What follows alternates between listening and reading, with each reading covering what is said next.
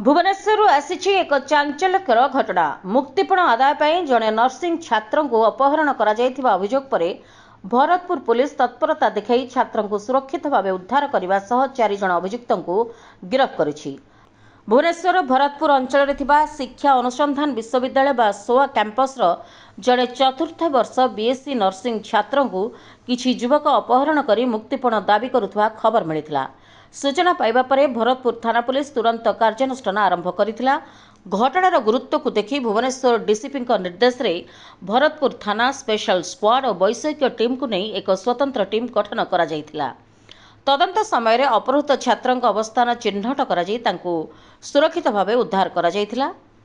Police एही मामला रे 4 जन अभियुक्त को गिरफ्त करिछि। गिरफ्त अभियुक्त मध्य 2 जन बी फार्मा छात्र थिबा बेले अन्य 2 जन स्थानीय युवक बोली जଣା पड़िछि। पुलिस सेमानंक ठारू अधिक तथ्य संग्रह करुछि। एही घटना रे पुलिस तत्परता जोगु अपहृत छात्र को सुरक्षित भाव उद्धार करा जाय परिछि।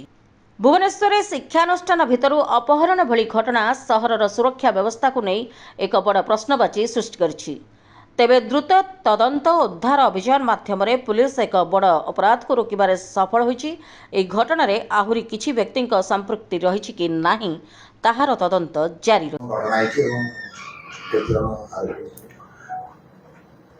आज दिन गोटाए बेलू को भरतपुर थाना खबर आसला कि आमर शिक्षा और अनुसंधान विश्वविद्यालय कैंपस रो जनेक 4th ईयर स्टूडेंट को किडनैप कराई एवं किडनैप प्रतिबदल रे तांको किछि रैंसम किछि मुंड जमीन रखी अर्थ पाई दाबी करुथिले किछि आसामी। ये खबर पाइला परे आमर डीसीपी भुवनेश्वर सारंकर निर्देश क्रमे स्वतंत्र एक पुलिस टीम गठन कराइथिला। आमर स्पेशल स्क्वाड भी सहयोग करथिले।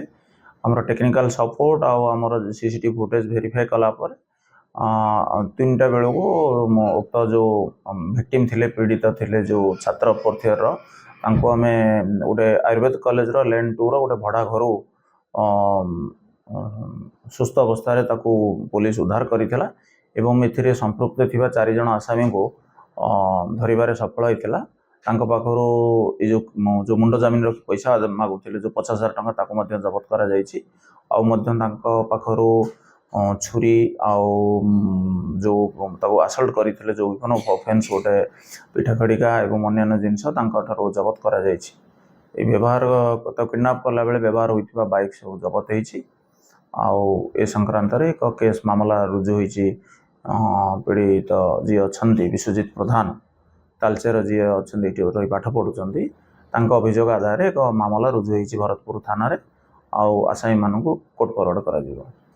संपर्क कोन ना केवल टंका पई ही अपहरण करथि ना पूर्व एमानक परिचय नहीं देखो ये जो वर्तमान तदंत जारी रही तथापि जी प्राथमिक भाव में जना पड़ी जो मैंने अपहरण करते से माने भी स्टूडेंट अच्छा से माने भी बीबीए एमबीए फार्मासी से माने भी पढ़ुं विभिन्न इंस्टीट्यूट रे तांकर से माने गोटे ग्रुप करी आमर जी सब अच्छी लीडिंग इंस्टीट्यूट अच्छी भुवनेश्वर से मानकर पिला मानकर एडमिशन कराई किसी अर्थ उपार्जन करने सब सुजोग खोजती।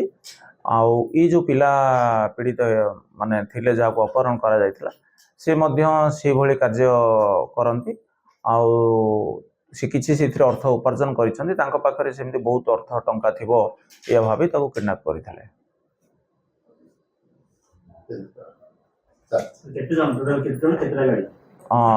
वर्तमान सुधा गोटे बाइक जब्त कराई 4 जन अरेस्ट होइचंती ए केस रे। एटा इथरे ताको असल्ट करिसंती बाडैचंती पीड़िता को जो विश्वजित प्रधान को आ चाकू देखै ताको धमकैथिले पैसा पाए नहीं सेमिति तार आघात किछि हेइनी ताको सेमिति विजिबल इंजुरी किछि नाही ताको हम मेडिकल टेस्ट करिथिलु सेमिति से अक्षत अछंती।